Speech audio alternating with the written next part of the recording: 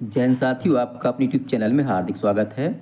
साथियों, आज हम जयशंकर प्रसाद की कहानी जो पुरस्कार है उसके जो महत्वपूर्ण 50 बहुविकल्पी प्रश्न हैं उन पर चर्चा करेंगे। ये जो प्रश्न है MPPSC AP यानी कि असिस्टेंट प्रोफेसर और राजस्थान PSC और अन्य आयोग जहाँ पर जिनके पाठ्यक्रम में कहानी शामिल है उनके लिए प्रश्न अत्यंत ही उपयोगी हैं। तो आइए साथियों देखते हैं इस कहानी के 50 महत्वपूर्ण प्रश्न और उनके सही उत्तर। तो पहला प्रश्न है इसका कि जो पुरस्कार कहानी है इसमें कृषि महोत्सव किस राज्य की परंपरा के रूप में वर्णित है। तो इसका उत्तर है ऑप्शन बी, कौशल राज्य। और आपको बता दें जो पुरस्कार कहानी है इसका प्रकाशन 1931 में, इनका जो कहानी संग्रह है जयशंकर प्रसाद का आंधी उसमें प्रकाशित हुआ था।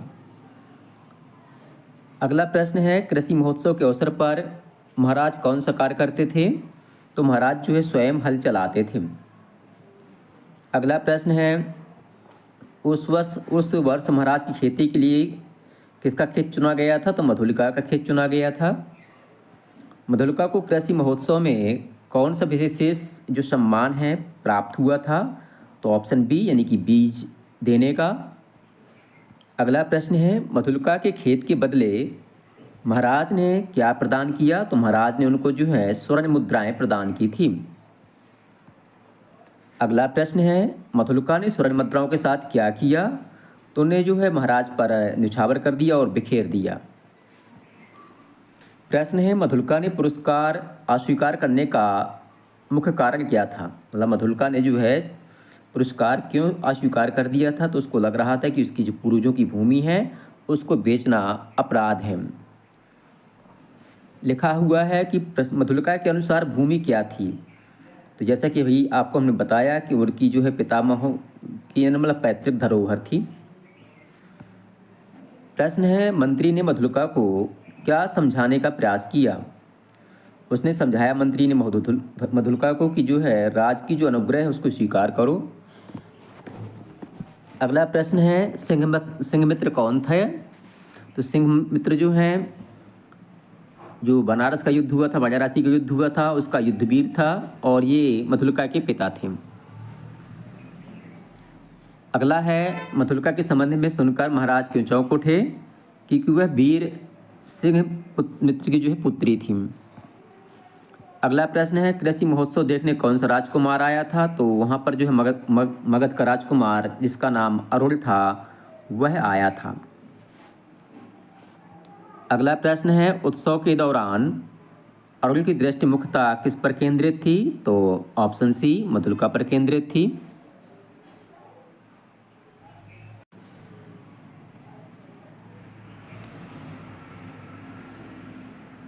अगला प्रश्न है मधुलिका ने अरुण के प्रेम निवेदन पर सबसे पहले क्या प्रतिक्रिया दी।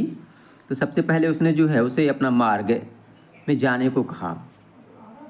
अगला प्रश्न है मैं कृषक बालिका हूँ कहकर मधुलिका क्या स्पष्ट करना चाहती थी। तो वह जो है सामाजिक और आर्थिक दूरी बताना चाहती थी कि मैं जो है किसान की बेटी हूँ और आप जो है राजकुमार हैं। अगला प्रश्न है मधुलिका ने अरुण की भूमि वापस दिलाने के प्रस्ताव को क्यों अस्वीकार किया। क्योंकि वह नियम नहीं बदलना चाहती थी। अगला प्रश्न है मधुलिका के जीवन निर्वाह का साधन क्या था। तो दूसरे के खेतों में काम करना। अगला प्रश्न है 3 वर्ष बाद अरुण किस रूप में पुनः मधुलिका के सामने आया। तो निर्वासित विद्रोही के रूप में। प्रश्न है अरुण ने अपने सैनिकों को साथ रखने का क्या कारण बतलाया। कि बाहुबल ही उसकी आजीविका है। अरुण का अंतिम राजनीतिक लक्ष्य क्या था। तो उसका अंतिम राजनीतिक लक्ष्य था नवीन राज्य की स्थापना करना, यानी कि मगध कौशल राज्य को जीतना और उस पर नए राज्य की स्थापना करना। अगला प्रश्न है अरुण ने मधुलिका को किस पद का आश्वासन दिया। तो उसको जो है राजरानी यानी कि अपनी रानी बनाने का आश्वासन दिया। प्रश्न है दुर्ग के दक्षिणी नाले के समीप वाली जो भूमि थी मांगते समय जो है मधुलिका ने क्या कारण बताया। तो उसने राजा से कहा कि मुझे खेती करनी है और मुझे खेती करने का एक सहायक मिल गया है। प्रश्न है, कथानक की दृष्टि से दक्षिणी नाली के समीप भूमि प्राप्त करने का वास्तविक उद्देश्य क्या था? तो इसका वास्तविक उद्देश्य था अरुल की सैनिक योजना में को सुगम बनाना, वहाँ से हमला करना जो कौशल राज्य है वहाँ पर आसान था। अगला प्रश्न है, निर्णायक क्षण में मधुलिका को किसकी स्मृति ने विचलित कर दिया? तो उसके पिता सिंघमित्र की, क्योंकि वह वीर सैनिक था, देश के लिए उसने काम किया था और ये जो है देश के साथ गद्दारी करने जा रही थी। अगला प्रश्न है, सेनापति को षड्यंत्र की सूचना किसने दी? तो स्वयं मधुलिका ने दी।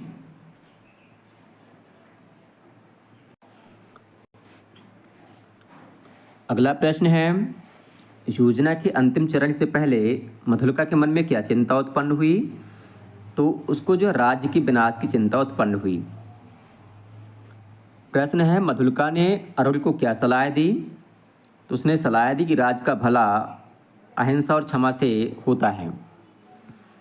अगला प्रश्न है, अरुल ने मधुलिका की सलाह नहीं मानी, उसका क्या कहना था? उसका कहना था कि बाहुबल से जो मिले वही स्थायी है।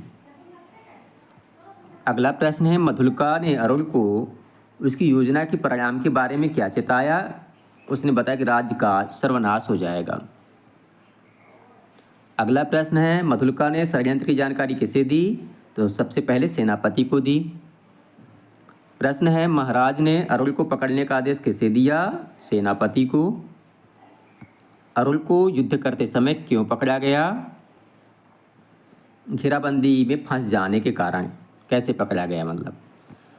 अगला प्रश्न है, अरुल को किस अपराध में पकड़ा गया? तो विद्रोह यानी कि राजद्रोह, जो मतलब उस हमला करने चाहता था वो, जो उसकी राजधानी थी कौशल राज्य की श्रावस्ती पे के दुर्ग पर, इसलिए उसको पकड़ा गया। प्रश्न है, महाराज ने अरुल को क्या दंड दिया? तो उसको जो है प्राण दंड दिया। अगला प्रश्न है, महाराज ने मधुलिका को किस आधार पर पुरस्कार देने की घोषणा की? तो महाराज ने राष्ट्रभक्ति और राज्य के कल्याण के लिए समर्पण के लिए पुरस्कार देने की घोषणा की। राजा और मधुलिका के बीच पुरस्कार को लेकर क्या संवाद हुआ? मधुलिका ने कहा, मुझे कुछ नहीं चाहिए। राजा ने पुनः क्या कहा? मैं तुम्हें अवश्य दूंगा, तुम मांग लो। अगला प्रश्न है, मधुलिका ने अंततः क्या मांगा? उसने भी अरुल के साथ प्राणदंड का पुरस्कार मांगा। अगला प्रश्न है, मधुलिका ने अपने लिए प्राणदंड क्यों मांगा?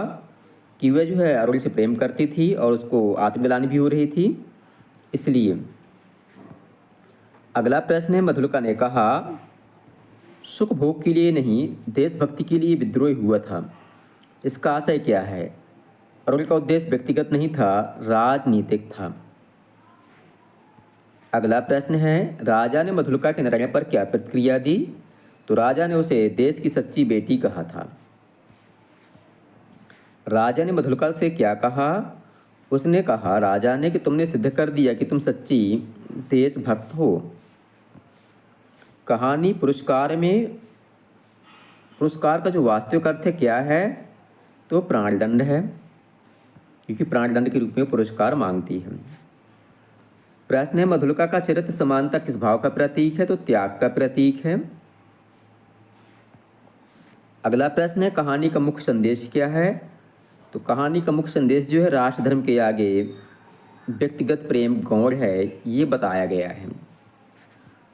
अगला प्रश्न है, मधुलिका के चरित्र की कौन सी विशेषता सबसे प्रभावशाली है? तो राष्ट्रभक्ति की।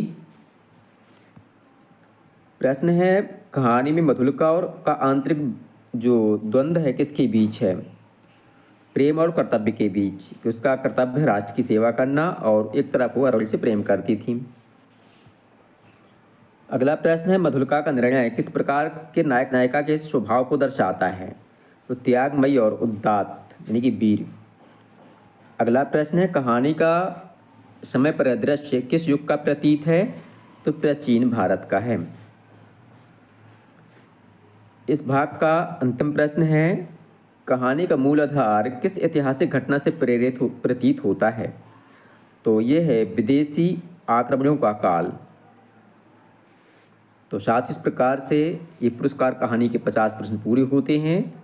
हमने आपको बतलाया कि ये पुरस्कार कहानी है, इसका प्रकाशन वर्ष 1931 में हुआ था और इस कहानी के जो लेखक हैं जयशंकर प्रसाद जी हैं।